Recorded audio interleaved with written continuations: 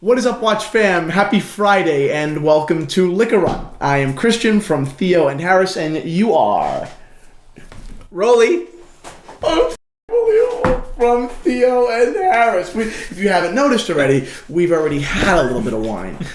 Today, we're going to be talking about what, Daddy-O? We're drinking an Isabelle Garrault Sancerre 2015 from the Loire Valley. And we're going to pair a little bit of that with some talk about Longines. Probably one of my... I like the brand. One of the brands I'm rooting for most on the uptick, and a brand that you actually have quite a few little memories about growing up, right? I do. All right, so let's get into it.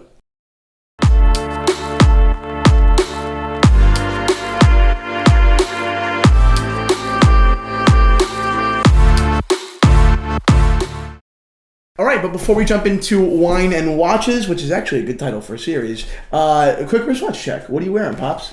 I'm wearing a lovely Datejust, 1965 Datejust. That's a nice watch. That's actually from the Theo and Harris shop. You should buy it if you like it so much.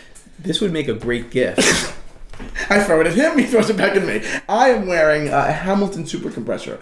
Probably one of the most interesting watches in just like material, and I think a very undervalued watch. Look at it. It's got that panda kind of black and white configuration. Oh, love it. But those double crowns, and they're both etched and call them hatch crowns. That beautiful. Sweet. Yeah, love it, right? I mean it. Beautiful watch, seriously. Oh, that's so both of these watches might not still be for sale on theoandharris.com, but they were or they are, and more like them are coming. So if you don't check out the Theo and Harris watch shop regularly, you ought to. All right, let's talk wine. Boom. So you said Longines, and I'm talking Loire. Oh, Longines and Loire, but first Loire. Go. The Loire. So. Yeah. The Loire Valley in France is known for Sancerre. Okay. And, well, it's not known for Sancerre. Sancerre, the wine that comes from Sancerre is Sauvignon Blanc. Okay. That's what I'm trying to say. Sauvignon Blanc. So there are tons of Sauvignon Blanc wine drinkers out there. But for me, if you want to compare and contrast old world versus new world, this is the place to go. Okay. This is a different expression. It should be anyway, from the wines from Australia, from the United States, New Zealand, and we've had those in the past. But it'll be nice to now remember that sensory experience we had weeks, if not months ago. Put it in context. And put it into context with what we were about to drink. Big fan of that. Big fan. I'm also a big fan of the fact that the label is fantastic. It's beautiful. Label. It's a lovely label. Class, crisp. Isabelle Garrault. This is a small producer. They've been doing it for 10 generations, and they're in prized territory in the Loire Valley. And Michael Skurnik is the importer. I've told you this before. When it comes to finding great wine value, it boils down to the importer. Okay. Skurnik is another one that you can put Rockstar along with Leonardo Locasio. Yep. And our other friend Jorge Ordóñez. Love those guys. So if you guys are not familiar with what my father particularly said in the past about importers, the nature of it is basically a stamp of approval. So if you see a bunch of wines, right, it's almost impossible when you go into a liquor store to have a Rolodex in your mind of what you like, what you don't, what's good, what's not. There's so much shit. There's a lot of good stuff too, but if you can have a couple of importers' names, like Jorge Ordóñez or Skurnik or, a couple of people, or Locasio, that guides you a little bit, right? It gives you a little bit of an opportunity to say, oh, okay, it's Locasio. That means even if I don't like it, it's probably really good because he put his name on it. Yeah. So keep that in mind. So let's have a sip. That's exactly right. And then let's talk Longines. I like the way you put that, and I stand by that. For me, that's been the biggest revelation. It's the way I've learned about wine. So much more about wine in a much faster pace. Yeah, you've always talked about importers, always. Meanwhile, I sat there and had no idea what he was talking about, but now we learn. Cheers. Cheers. Al Santé. Al Santé. I beat you to it. Immediately, the nose on this wine is completely different than the nose that you find from a New World Sauvignon Blanc. It doesn't have that pronounced that herbaceous nose or kiwi nose that you find in New World wines. This is a lot more subtle, palate, though. Without question, because it is Sauvignon Blanc after all. Mm-hmm. Oh, man. Delicious. So it has those classic Sauvignon Blanc flavors. Mm-hmm. It's got that grassy or herbal note to it. Mm-hmm. It has that kiwi for sure. It has a little bit of that tropical fruit going on, but not at the level that you find with those other wines. There's more mineral here on this Definitely. wine. This wine has a minerality of a Burgundy. You know, this is beautiful. Cool. All right. This wine was, if you care to know, how much? This was $18. Not super expensive wine. Certainly not necessarily cheap. It's a far cry from $2 Chuck, but it's not unattainable. And I think that a wine like this, and we'll get into it after we talk about Longines more. But a wine like this could help you gain a bit of an understanding, right, about the grape, and it gives you like a baseline. So you can go cheaper and have a reference point. Reference points are super important. Yeah. Right. So speaking about reference points or reference numbers. Yeah. Nice little segue. Not that I have any idea about Longines reference numbers, because to me, when you put 10 numbers and letters in a row, who's going to remember them? Right, but Longines is a wonderful brand. Tell everyone, just for a quick second, your memory of Longines Wittenauer. What was the little LED, right? Yeah, that's a very distinct memory for me as a young kid living in Brooklyn. And those of you that watch this show, not just Brooklyn, East New York. East New York. I was living in the hood, and my dad bought a Longines, a Wittenauer LED watch. Yeah. It had the red LED numbers. It was kind of a squarish kind of, almost like a trapezoid. We've seen it on the internet since. Yeah, and it's a stainless band. Anyway, that watch. How much could it have been? I don't even know, but I do know that for about a year or so, we would go every week to put money down at the store was TSS, Times Square store that was on Linden Boulevard in Brooklyn, and every week we'd go, and he would pay some money, and he'd try on the watch. I mean, okay. And first of all, that story is so good, and this is a kind of moment I want to point out, that I love that we can sit here and you can validate the kind of stories that we have, right, about genuinely 1 year long payment plans, like real layaway, because I think that the watch industry, not that we're like the dark nights of the watch industry or the white nights or whatever, but I think that it really helps to kind of normalize everything. We talk about Lange and Patek and $30,000 watches, and frankly, although I love them, it gets very pretentious and douchey, right? So to sit down and have a glass of wine and talk about the fact that not too long ago you were walking down the block to pay small installments over the course of a year to buy a watch that is certainly not expensive by any standards, to me is awesome. But let's transition to modern Longines. I want to talk about, particularly we were talking about before, their Heritage collection. Yeah. So they make watches now that are reinventions of their old watches. So I tasked you with finding your favorite. Mm-hmm. So what was your favorite one?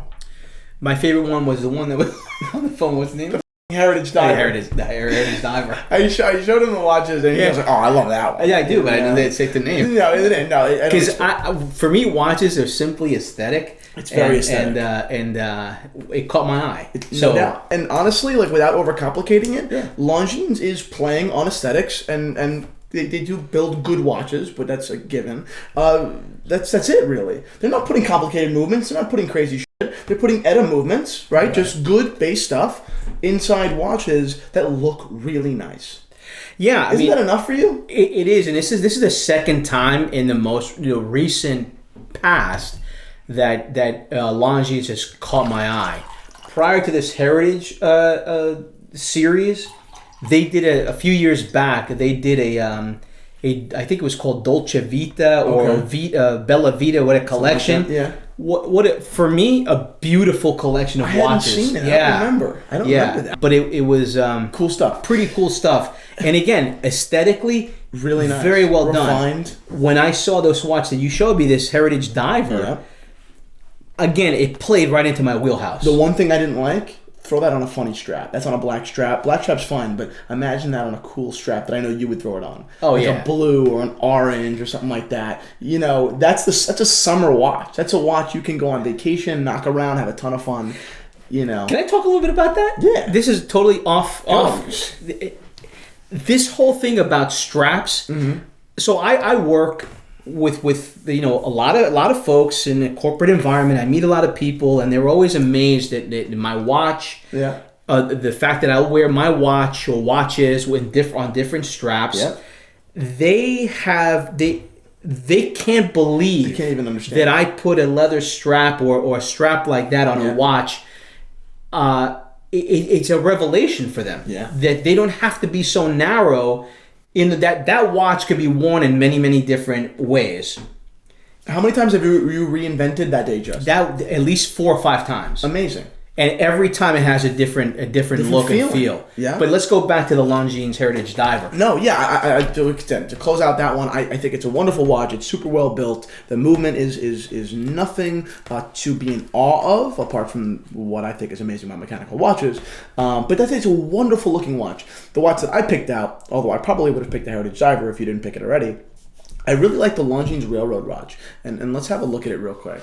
See, to me, that's a right? legitimate Shinola. Oh, you're so right. You're so right. What Longines is, right? What that could be? Yeah. You're totally right. Great designs, good build, nothing overcomplicated, making it available for everybody. Yeah. And guess what Shinola is? It's a crapshoot half the time. Yeah. Meanwhile, Longines, it's such a shame because I think they're amazing. Mm-hmm. I do too. Right? We share that very kind of share that opinion, and yet I'm sure they're doing fine, but I know they're not killing it. Right. I know it because their marketing is off. They don't care enough to invest in that world. It's a shame, and it's a shame. Yeah, I would love to see them win. Yeah, it's like an everyman's kind of brand. Yeah. That could produce awesome stuff.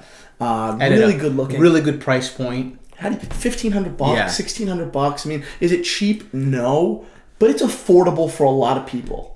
Yeah, and it, I think the name itself, Longines, has really some equity. Of course it does. Some brand equity makes You're you feel talking about good. one of the best brands of all time, And just to throw out the watch that I chose real quick, just so you guys see it, it's the Railroad watch. I think it's a beautiful watch. It goes back to the '60s at least. I know I've owned an example from '64, I think.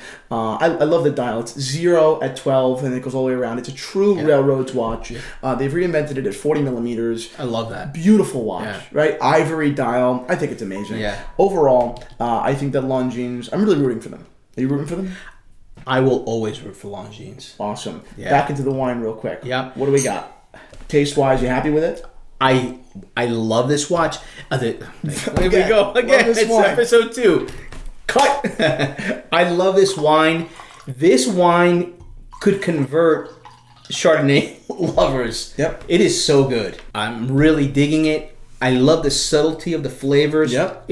I'm not a guy, be it red or white, that loves this in-your-face, gratuitous flavor. It's a restrained fruit. wine. This is a restrained wine. Yep. There's good, the minerality, the It tartness. balances that kiwi. Man, I've got like a little piece of kiwi in the back of my mouth, but I have a lot of minerals up here. It's like super weird, but it's delicious. It's so well balanced. This is a wine that I would actually bring to Mom. Yeah, and Mom stuff. It's so funny. I mean, before we cut off the episode, just to spend your time a little bit more. My dad's obviously he's a wine geek. I mean, the same way that I am a disgusting watch geek, he's a disgusting wine geek, right? And when I bring watches around, everyone kind of likes them because they're just cool things. But my mom, when he brings wine around, is extremely picky and discerning. There are $100 bottles of wine that she hates. And there are $16 bottle of wine that she loves, and vice versa. Yeah. And you can't really peg her. So I can imagine how difficult that is to you. So cheers for bearing with Mom. But that's it, guys. Right? Yeah. Thank you so much for watching. Thank you, guys. Enjoy. You recommend love picking doing it this. up, right? Please go out and support Isabelle Garrault. Small producer, great wine, great value. Alessante. Alessante. Yeah. Yeah. Oh, yeah, we're going to drink a Sancerre. So. What? Fucking glasses. Thin optics. Thin optics. If you guys have parents that always forget their readers. Thin optics is your answer.